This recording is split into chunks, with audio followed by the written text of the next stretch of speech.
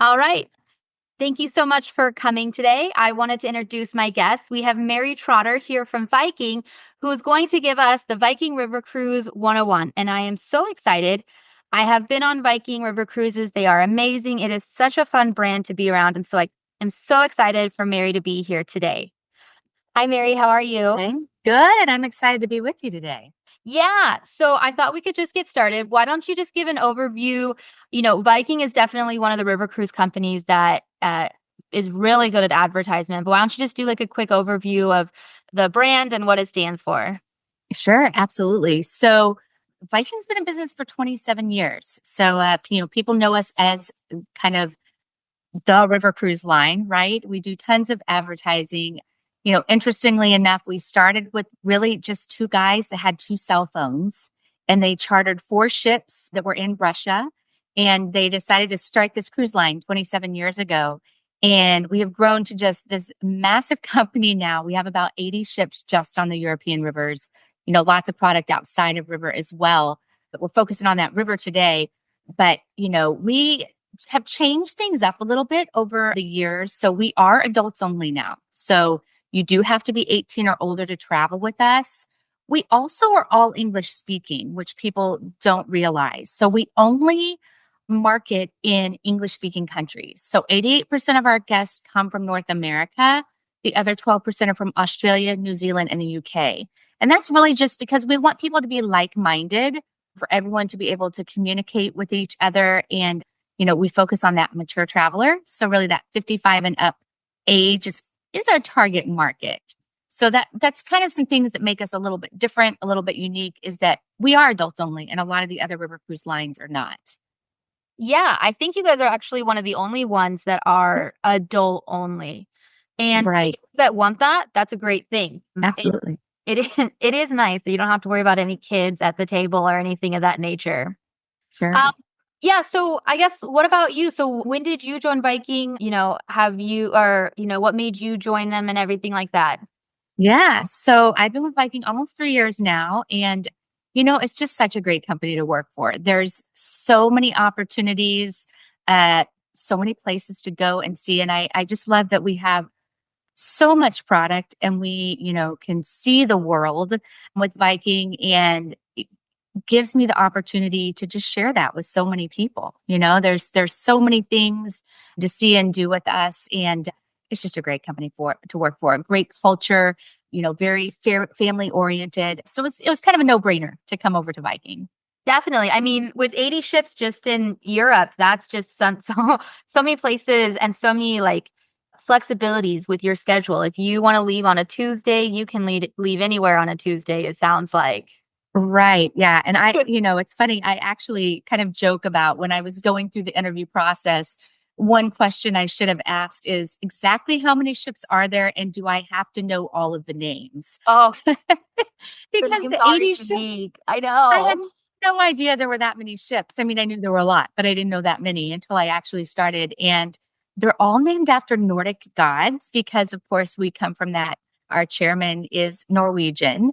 So all of the names of our river ships are named after Norwegian gods. And you have no idea how to say those names. No. And I'm always almost a little embarrassed when I first get on a ship, because I'm like, oh gosh, I should really know how to say this name. Then I find out oftentimes when I'm on the ships, I'm with other people from my sales team, and we get on board and we're like, we all start saying this name, and the crew quickly corrects us and tells us we're saying it wrong. So it's not just me. We all say it wrong, but we learned the first day how to say the name correctly. But yeah, everything's named after Nordic gods, lots of ships. So lots to choose from.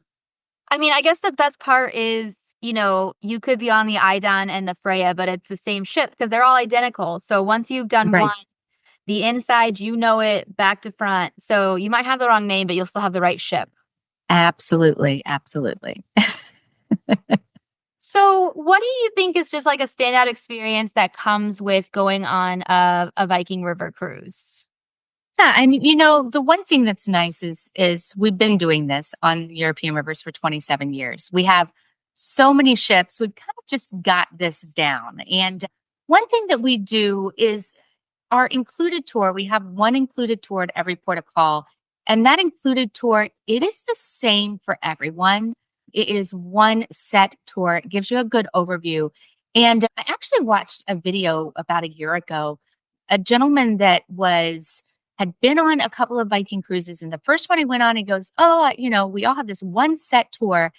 When he went on his second cruise, he's like, "I get it now because you're all coming back from that tour and you're having the same tour and you're bringing back your experience from the same tour." Right. So everyone is doing that same thing, seeing all the same things, but then they can come back with their take on it from their guide, which is, a unique perspective to be able to do that. We've got so many partnerships throughout Europe going to places. We have a lot of tours that we call privileged access, where we can go into places that others can't go into. Like we go behind the scenes with the Vienna Boys Choir. And that's something that other cruise lines can't do. So, being as large as we are able to get some unique experiences that others might not have. Definitely. I think, well, I did the Rhine River for Easter this year. And one of the things is our tour guide actually snuck us in to the Cologne Cathedral during Mass. And so it's something Nice. it wasn't even the like premiere experience because that was doing the Kinderjack and the windmills, but it was just something that unique that our guide is like, you guys are here and let us just have this amazing experience. And it was absolutely beautiful. And That's just great. Yeah, one of those one in a lifetime sort of things. absolutely. Absolutely. So, what do you think are like the bucket list destinations? And you can include ocean if you want on this one for Viking, because there's so many things and so many places that you guys just absolutely touch as your like bucket list destinations for Viking. Yeah. I mean, our most popular itinerary is the Rhine Getaway, the one that you did. And, that's where people start. And it is, if you've never seen castles, like that is the one to go on to see the castles. You have the most intact castles because a lot of castles in Europe were ruined during World War II, but there are a lot that are really intact on the Rhine. Whereas, like when you go on the Danube, there's more ruins of castles. So if that's something you've always wanted to see, that's an incredible experience. Actually, my favorite place that I've ever been is on the Rhine Getaway. Oh, It was at Strasbourg, France. Loved okay. Strasbourg, France. The clock that is in the cathedral there is incredible. You have to see it to understand. And there is a tour that is not an included tour, it's an optional tour, but it's called The Flavors of Alsace. And it is just like this exclusive tour. They only take like 10 or 12 people on it. And it's all day long. And you're just going from one little shop to another and trying like different foods, trying wines, learning how to make tarte flambe. You're really immersing yourself in the culture. And that's the thing I love so much about many of our tours is you really are getting that immersive experience. So that's a great place. A lot of people, that's not necessarily, even a lot of people do that one, but that's one, if you've got one thing to do, that's the one I would definitely do. I think our Capitals of Eastern Europe tour, that is an incredible one that a lot of people really, really enjoy. It's on a lot of people's list of things to do. I would say up there, number one that's on people's bucket list is Antarctica, because we do have It's on my expedition list tours that too. take you to Antarctica. That one I have not done yet. I'm not sure if it's on my list. I live in Florida. And so I don't really love the cold, but it is that once a lifetime experience. So it's something, you have to do. So definitely, you want to take a look at that one. And another one, just one other one that people, talk about that's outside a river is, and I was just talking to someone just a few minutes ago about In Search of the Northern Lights. I mean, the Northern Lights. That is one of those ones that I heard about and I also want to do through Viking. It looks amazing. Yes. And it's, the Northern Lights, it's so active this year. So that's one that people are really trying to get booked over this next year to do that. There is one that's on a lot of people's list, but I'm going to be honest, it's sold out like within hours when it came out. There is a total eclipse in 2027 on the Yeah. Nile. Oh, So we on do the have a Nile, you're total thinking eclipse. I was thinking Yeah. you were talking about 2026, but 2027 No, not. 2027, we had 6 itineraries that were doing total eclipse of the Nile. Every once in a while, someone will cancel and space will open. But by 2027, we will have 10 ships on the Nile. So we did open, several departure dates because it was that we had 10 ships, or I think there were seven going right along that time period. So they opened, they were gone. Like it came out on a Sunday, it was gone within hours. But I know every once in a while people are watching it. Like, they like call every day, did someone cancel? That's an incredible one, definitely. The amount of people who are obsessed with the solar eclipses, I did not realize until I had a client. I booked them to be on a plane during this last eclipse. So we had them like flying the same Oh, eclipse route. So they got on in Dallas and went to Columbus. And it was literally like they flew just to do that tour or oh, that wow. that trip. And I just didn't realize and it's so interesting what people find interesting, right? We all have Yeah, things that we look forward to and travel on it. And I love being able to support them in that, but it's absolutely. something. But yeah, I have a couple of people who are looking at the solar eclipse for 26, but I'll turn them down to 27 now because I feel like that would be fun in Egypt. Yeah, definitely. Yeah. So what would you think? So like if you could describe a typical like guest on your cruise, what kind of feedback do you getting from, like, what is the typical client experience for that like Viking River cruise? Yeah, it's small ship cruising. So if you've never done river cruising, it's very, very different. I took one of my daughters that's in her 20s, and she told me I totally undersold the ship. I kept saying it's a really small ship. And she's like, Mom, this is way longer than it's a way bigger ship than what you made it out to be. But it's a different experience than ocean cruising. And, if you've done lots of ocean cruising, then you move into river cruising, it's very different. It's a long, narrow ship. It's about being in the destination. I often say when you see commercials about Viking, you don't see a lot of pictures of the ship. You see a lot of pictures of a destination because that's our focus. And so, the ship is like your floating hotel to get you from one point to the next. So, you're starting off your day every morning. You're getting up and going in, usually doing your included tour in the morning. You may come back if it's just a morning tour, have lunch, then head out in the afternoon, explore on your own, do an optional tour. What I hear from guests so much is just that family feeling on board the ship. You step on board and the crew, they greet you, you check in, they now know your name for the rest of the cruise. Like they know your name. After the first day at the bar, the bartender knows your favorite drink. It is such a family feeling. They are so accommodating. I I didn't even realize how accommodating they were until I think it was about a year ago. I was with several people on a cruise. We were up in the lounge area having drinks, just chatting. It was getting really late. It was probably 1 or 2 in the morning. And our bartender was still there. And I was like, hey, so what time do you need to be closing this down? And he goes, whenever you leave. And Yeah. I thought, oh, wow, I didn't realize we were keeping you here. Well, when does your day start tomorrow? He said 6 a.m. It's like, oh, well, we need to be done then. I didn't realize you were only get like 4 hours of sleep. So, they just go above and beyond. It is just that family feeling from our chairman and his family to all of our crew members. It just carries through and the service is just impeccable. That's what I hear so much about is that family feeling and the service on board the ships. I will tell you. So I went with a group when I did the Rhine this last year. And I had a woman who was like in love with Budweiser. It was the only thing she would drink, so she got the drinks package. She drank the ship out of all of its Budweiser. So, but what the bartender did, and it was so cute.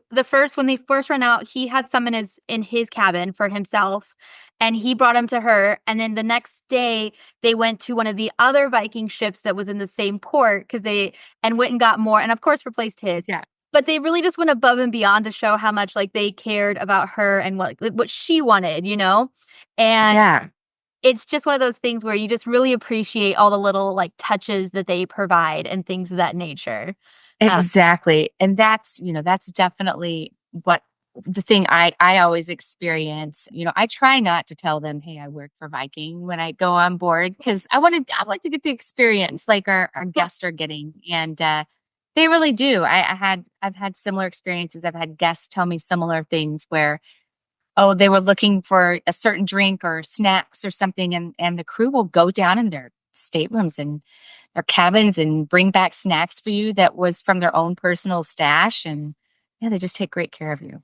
They do. It was definitely unique. And it's, the drinks aren't included unless it's at lunch and dinner. But I will Right. say they weren't badly priced. Like I was expecting Disney prices and I was actually like just like a normal price that I get at any everyday bar. So it was nice Right. to kind of see that. I was able to get, like a margarita and it was like $5 or $6 versus it being something outrageous. Um, Right. so it wasn't, too bad when you actually stepped up if you didn't do the drinks package. Absolutely. And I mean, the drinks package is really reasonably priced. It's just $25 a day, Yeah. which is incredible. But like you said, you're already getting beer and wine and soft drinks with lunch and dinner. If they're only $5 to $7 for your cocktail, how many are you going to drink to make it worth, is it worth the $25? For some people, yes, they just don't want to have to think about it. They want it, done and paid for, but they are very reasonably priced if you choose not to do it. Exactly. Now, I think we've talked about this for the most part, but what does like a daily day look like for those who've never done a river cruise before with biking? Yeah, absolutely. So, yeah, so you're getting up in the morning. Typically your tour starts somewhere around 8, 8:30. With river cruising, all of our included tours, the included tours start at the same time for everyone. You're broken up into groups. One thing that I should mention that, if you've never done a river cruise or a cruise line, we do this on our ocean as well, expedition. But something that a lot of river cruises do, especially us, is we have something called the quiet box system. So it is an earpiece that you put in. And so when you're walking along with your guide, they're speaking into a microphone and you can hear them. So you don't have to stay like right up against the guide to hear what they're saying.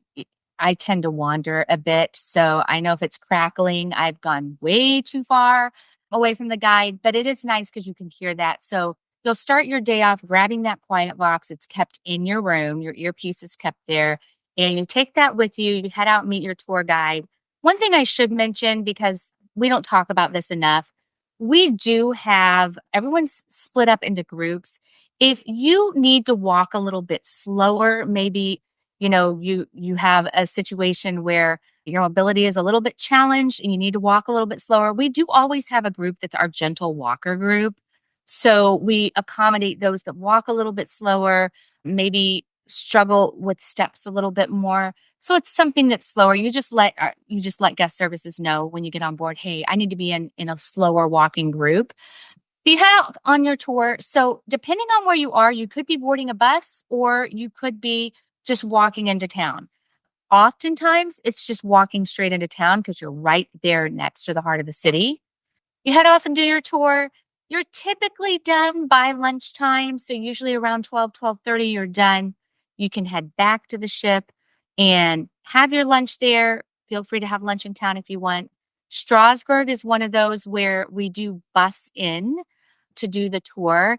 And that whenever we bus into a city to do our tour, often we will have the opportunity to have shuttles back. So you don't have to come back with the tour. You can stay in town, have dinner, have lunch there, and just grab a shuttle later on in the day. But if you head back, you can head back, have, lunch there on board. And then in the afternoon, you can go explore on your own if you would like. You can take a nap if you would like. And we do have optional tours. And I will tell you, the optional tours are not badly priced. I tend to try to do as many optional tours as I can because I want to be able to report back to everyone, this is what that was like. And, they're usually like $59, $79. They're really not badly priced. I do travel on other cruise lines for conferences, and I'm always shocked with how much I pay for tours. I recently did a tour on an ocean cruise on another cruise line, and I think I paid like $129 for this cruise. And I thought, wow. I should have never paid $129 for this cruise or for this tour. And I mean, that same kind of tour for us would have probably been $59. So it's very reasonably priced. So you can feel free, do that optional tour. Then typically we have dinner around 7 p.m. So I mentioned that because river cruising, it's different than like our ocean cruises where it's like open seating in the main dining. For us, we have a very small kitchen. So we do have everybody come to dinner at around the same time because it's multiple courses and we want to serve people at the same time. So typically dinner is around 7 o'clock. It is open seating. You can sit with whoever you'd like. I always kind of joke about you are on a cruise with 190 people at Yeah. most. You're going to have to talk to people. Like you can't hide from them. They are there. They're going to be on the tour with you. Most likely you will sit with someone at dinner. You're going to make great friends while you're on board the cruise.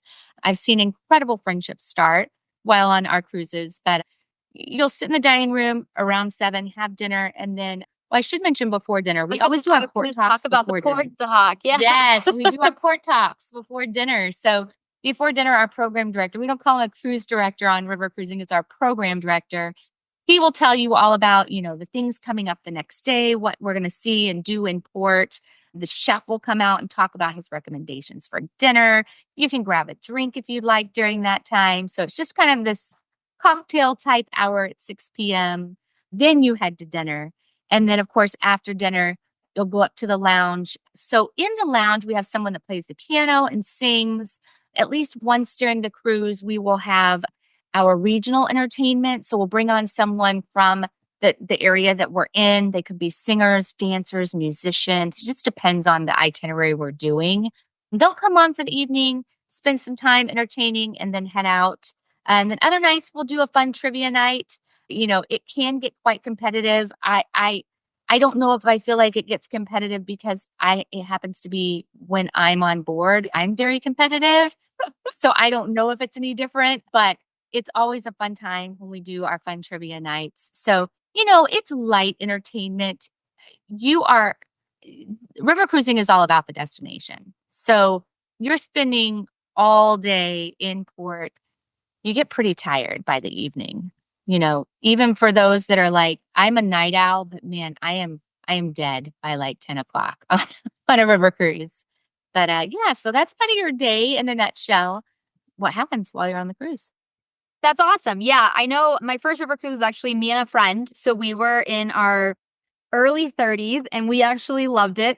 Most of the older couples actually put us to bed every night. We would be exhausted from walking around. They're like, well, we're going to go out to the pub in town because, we'd stay late. We'd be like, we're going to bed. Thank you. Mhm. Yeah, yeah. And that is a nice thing is that, some of our stops, like in Cologne, Germany, there's a lot of nightlife. So we want you to experience that. So if we are in a port where there's a lot of nightlife, we'll stay until 11 o'clock at night. If we're in a port where there's just not much happening in the evening, we'll go ahead and sail at 7 p.m. So it just depends on the port that we're in. Yeah. And the itinerary. I sent a friend of mine. And, I know you guys target the 55 plus, but I will say millennials are enjoying river cruising as I'm Yep. introducing it to them. And he did one where it was like late night in Vienna. So he stayed out so they did an overnight. And so he was out to like 2 a.m. bar hopping in Oh, Vienna wow. and got to just really enjoy it because, you're right there. You're not Mm, far from anything. And he was able to like enjoy the Vienna good. culture and still be able to like be on the ship. And, he slept in the next day, of course. Of course. Of course. Love Well, it. like how did because you guys you were talking about like the distinctive voyages or like the excursions. What are you guys doing to make sure that the guests are really connecting with the local cultures on your river cruises? Yeah, we try to do some things that are a little bit different. First of all, our tour guides are all local and all English speaking, so there's not that language barrier, right? And we do things like I mentioned, going backstage with the Vienna Boys Choir. We do a tour that is going to Heidelberg to the university and spending time with the students, some of the students at Heidelberg University, getting a tour of it, going to, different abbeys and things and spending time with the people there, really going in depth. One thing that I'm starting to see us implemented in certain itineraries. One thing we did a lot before our pause in time in 2020 is we did a lot of more cultural and home hosted type things, which I'm starting to see get implemented back in. I know we're doing it a lot on the Mississippi River. We just introduced some Japan tours. We're introducing it there where Okay. you're going into homes and seeing how the local people live. They'll cook you a meal. So those are things we're starting to implement back in that we just couldn't do for a while. Going to the Mercedes-Benz factory and spending time there and seeing how they build the cars. Those were things we had to kind of pull back from when we first came back in 2021, but those things are starting to come back. So, you're really getting those behind the scenes types of tours that you wouldn't see with other cruise lines. Definitely. I kind of used the upper Mississippi, and I did a little like podcast about everywhere that it went and some fun facts. And I was looking through all the excursions, and you did have a lot of, which I'm from the valley, and so I have a lot of farming background. And there was so many like fun farm visits for like Iowa, Wisconsin, being able to see the different types of Uh-huh. like, homestay there. And so I thought that was really Right. cool. Yeah, yeah. It's something that, we are very immersive and we want people to really feel the culture. So we try to make sure we implement those things. Even, something that's super unique that a lot of people are really want to do with us is we have a lot of Downton Abbey fans that travel with us. For those that don't know, out where we really began to grow was during the time that Downton Abbey was out. And so we put our first commercials were out during PBS Masterpiece Theater during Downton Abbey. And so we actually have a very close relationship with the Countess that lives in Highclere Castle. So that's the castle that was Downton Abbey was based on. So the Countess is actually friends with our chairman's daughter, Karina Hagen, and she has a dog named Finza. If you ever see a dog in any of the commercials, people are like, why is this random dog in this commercial? And there's a lady with blonde hair. That's Karina, and that's her dog, Finza. And Finza was born in Highclere Castle. Finza's a dog of Highclere Castle. So the Countess at Highclere Castle has written a book series about Finza. It's a children's book series. And you can find the little books on all of our ships that you can get to take home for your kids and I'm grandkids. wondering about those And books. I saw yeah, them so online. that's where Yeah. that came from. Okay. And you'll see like a plush dog. That's Finza, the plush dog. Finza has her own terrace on our expedition ships. I call it the Good. Finza Terrace. Yeah. So Finza is very important to us, and so is the Countess, and so is Highclere Castle. So we actually have tours from some of our itineraries that are in that area to Highclere Castle, just depending on the season and if the family will allow us to come and do the tours. So that's something that's kind of unique to us that we can go and do those tours there. So we're able to get to do some things that other cruise lines aren't able to do. Definitely. No judgment. I named my travel agency after my dog. The poodle booked it. So, I love it, right? I Yeah, I love that. so before we just have a couple minutes left, what would you say are like the future horizons for Viking? I feel like you guys are just everywhere, but where do you guys see yourselves next, or how are you, planning that last minute development, I guess? Yeah, I guess so. We're constantly adding new ships, new itineraries. So, some things that are coming. So right now we currently have 10 ocean ships, and we will have a new ship every year starting this year from now until 2028. And then we have two more, at least two more after that. So we're just going to keep building these ocean ships. River ships, we just build these river ships, and I don't even know that they have been built until I see like a press release that a new ship launched.